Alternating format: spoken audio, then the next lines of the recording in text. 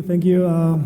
Thank you everyone for joining us today. Thank you, Ben, for making it here from Sao Paulo. I was thinking the day before about when we met, and that was a few years ago, and you had just launched BBVA Bolso, and I was just scouting fintech opportunities for BBVA in Brazil. And a few years later, you launched Camino, which is a different thing. It's B2B instead of B2C. So how do you feel about the things you launched and the challenges you found, and also in challenging times, because 2012 and 2021 were interesting times to launch a new business? Yeah, for sure. I think what was interesting in 2012 in Brazil, there was the concept fintech didn't even exist, so we had to explain what fintech was, and then there's a lot of skepticism about, was it even possible for technology to compete, to a certain degree with the banks, very concentrated banking market there, and so I think we were quite early to the market with BBVA Bolso, and ended up, kind of building what eventually became open banking and regulated by the central bank in Brazil. So it was fascinating to see we went from, fintech not existing to being, really the dominant kind of segment within startups in Brazil, and the central bank in Brazil kind of being one of the pioneers in the world in terms of banking regulation and fomenting competition and innovation. And then with Camino, I think, we saw that, the B2C boom was incredible and really increased a lot the kind of digital products available to consumers. Obviously, Nubank was, kind of the flagship there. But we saw that the B2B market hadn't evolved as quickly in terms of fintech and in terms of, helping kind of, smaller businesses, growing businesses get access to digital products and good experience. And so with Camino, what we're trying to do is exactly that, is help the businesses with an all-in-one platform, really focused around spend management and payment rails. And I think there's still a lot of room for that to grow and to improve. And we see increasingly more B2B innovation. I imagine probably in Mexico it's a little bit behind. There's always a few-year lag, but you might be seeing something similar to that. Yeah, for sure. So there's definitely an opportunity for B2B banking for SMEs, and we're rather focused on high-growth tech companies. But what I always say is, first and foremost, these are companies in the end, so they need the things that companies usually need, like payroll, payments, and credit cards, and everything. So you really have to offer that. And then in our particular segment, which is more, like I said, it's more tech, more high growth, we just need to understand that these companies have different features that make them unique, which is they are set up to grow fast. They have great investors behind, they have great teams. So even though the products are the same, we need to identify in a different way and understand that they're going to behave differently, and we need to set up ourselves to do the same.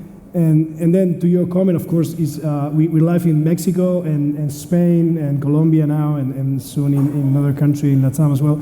And it's completely different. I would say it's a tale of two ecosystems. Like Spain is been the ecosystem is being active for longer. There's more investment, there are more companies, there are more founders that went through their second innovations, their second companies.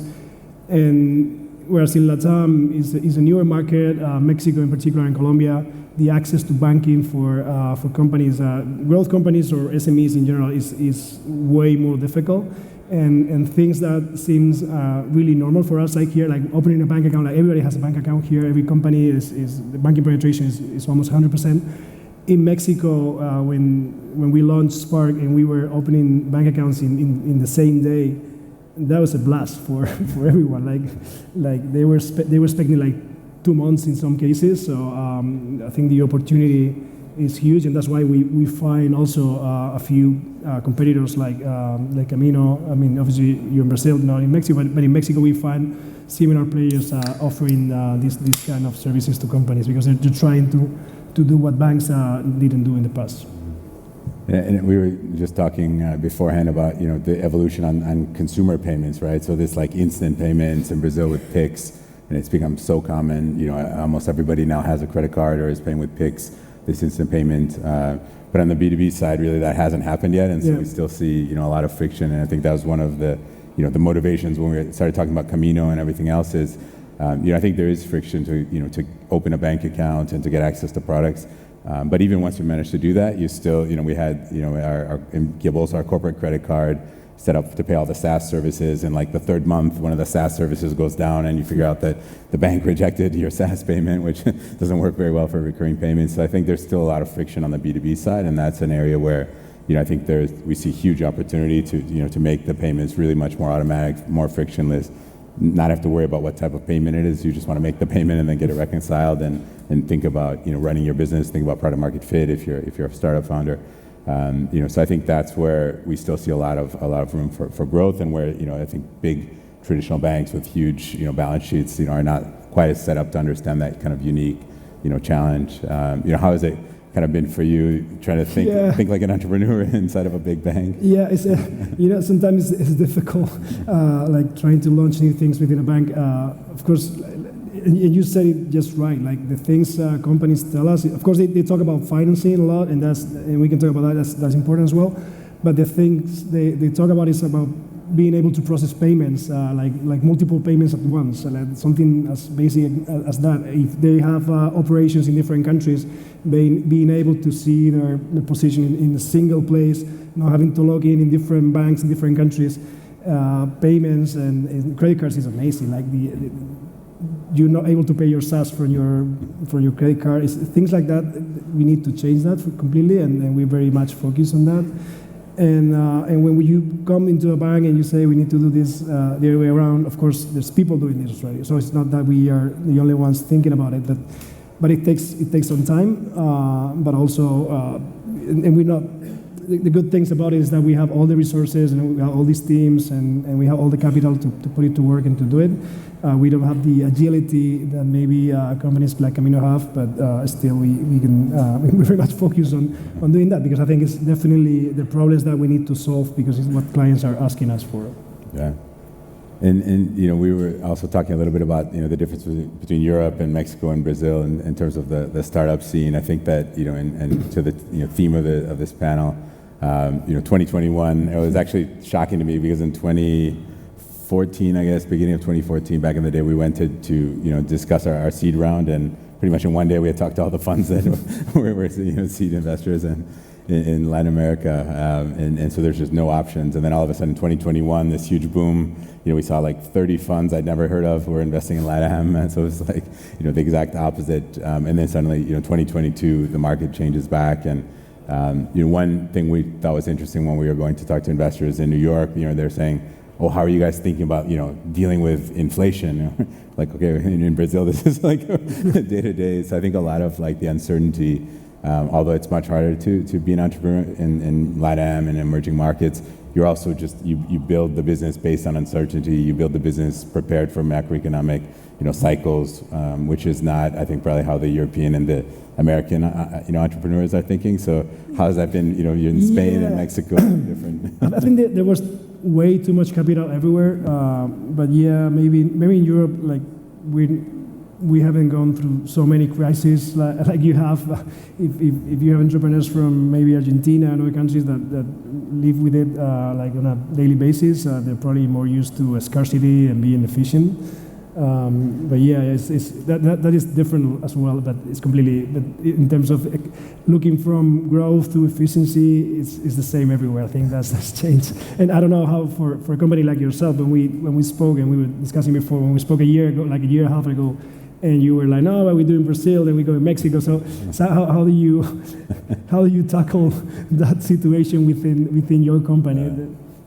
Fortunately for us, we actually had, in retrospect, kind of perfect timing, because we raised our pre-seed round in December of 2021, so kind of at the top of the market, and then the market changed very quickly, and so we hadn't built in, a lot of, burn yet, a lot of expenses, and before that, when we were raising our first round, some of the investors were saying, "Well, in 6 months you do your next round." So it was like really, this kind of hyper, fundraising, and even before you have product market fit, you might be going to a next round. And I think actually now, maybe it's gone too far the other way, but I do think it's healthier, right? So you raise a round, and then you actually, try to get product market fit, and you think about, building a business which is sustainable without, hyper funding rounds all the time. So I think on that side, it's been good for us. And what we've seen, with our customers as well is, you need to be much more conscious of, managing your cash, managing your runway. You need to understand, what does the cash flow actually look like?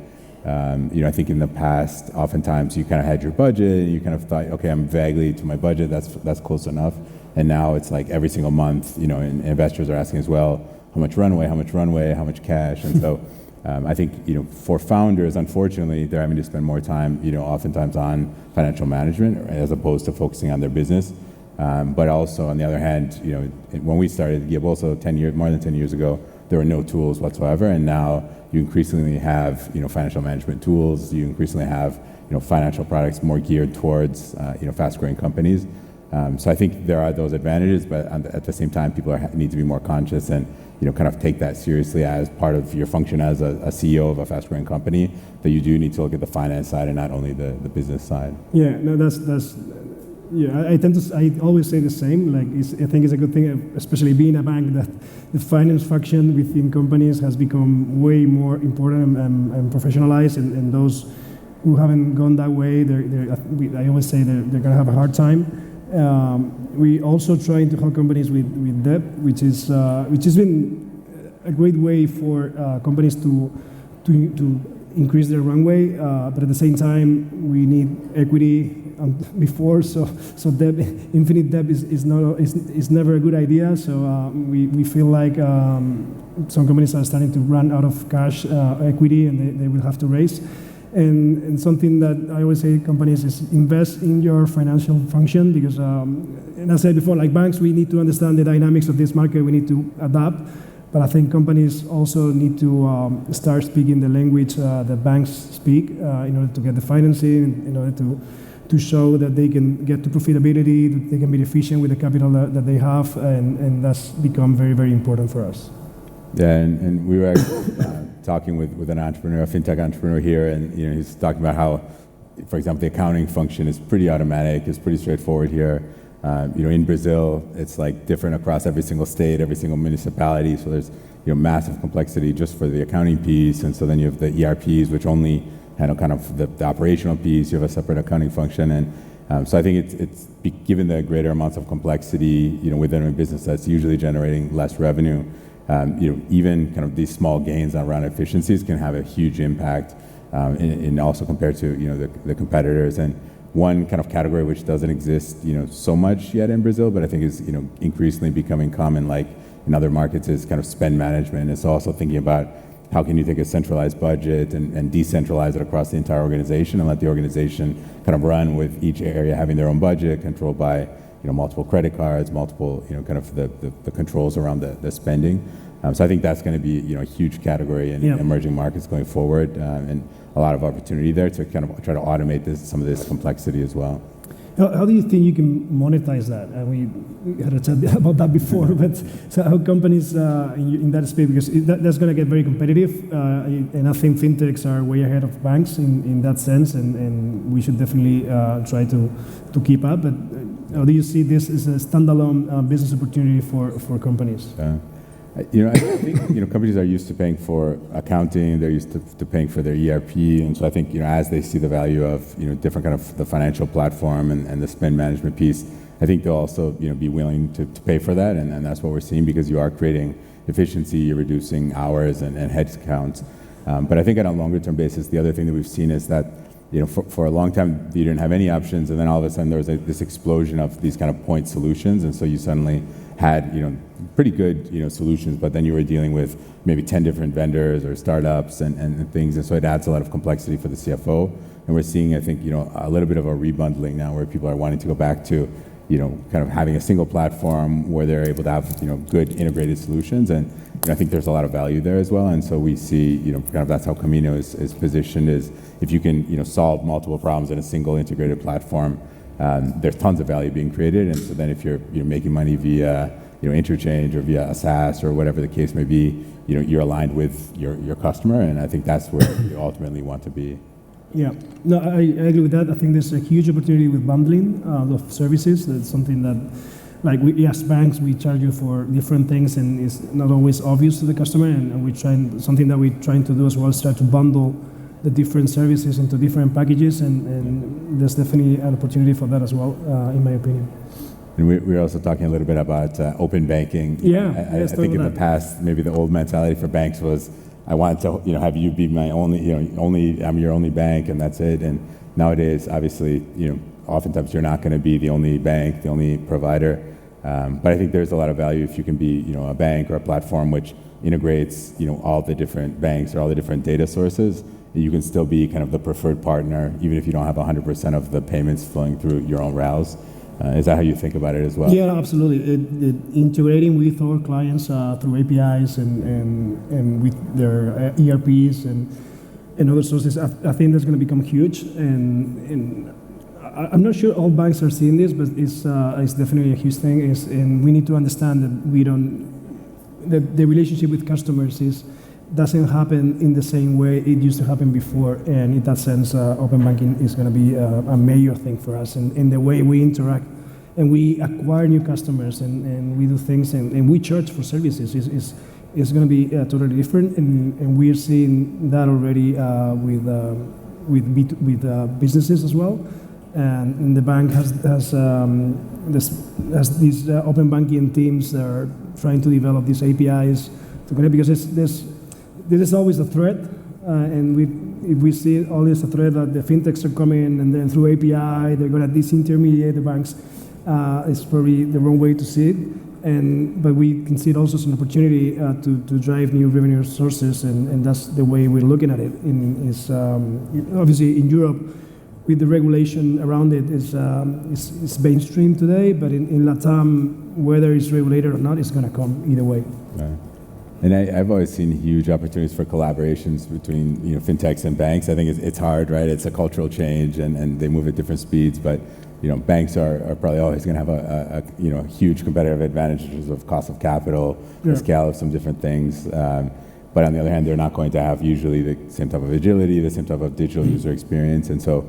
I'm hoping actually that we'll see more of these type of collaborations to bring kind of the best of both worlds, rather than always just being competing, because I think ultimately that's kind of a losing battle. Your acquisition cost goes up, your lifetime value goes down, and we definitely see that a lot in Brazil on the B2C side. I think it gets to be like a pretty bloody battle as unit economics get worse and worse, and hopefully on the B2B side in particular, there's more opportunity for that type of smart collaboration. And I don't know if you've started to see that already a little bit in Mexico, or is it still pretty much competition? It is. I mean, and like I said before, they were just competitors. We're starting to see the advantages of taking pieces here and there and connect them with us.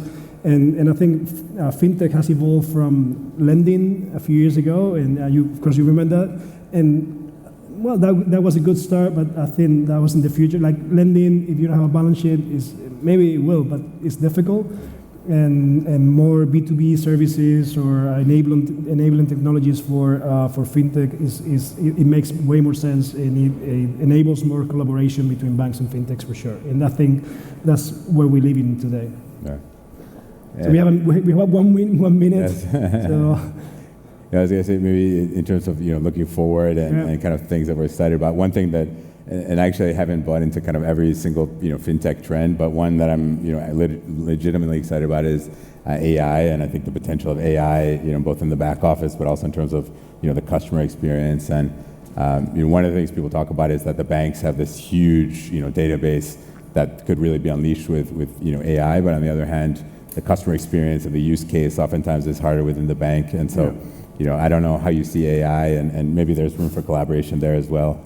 Yeah, I got asked the same question yesterday at that event, and it went through the compliance and servicing piece, but I think there's also an opportunity on developing new campaigns, marketing, design. So there's also a huge opportunity for customer acquisition, not only to simplify things, but also to get to customers in a more customized way and more specific. So I think and not only for B2C, also for B2B for sure.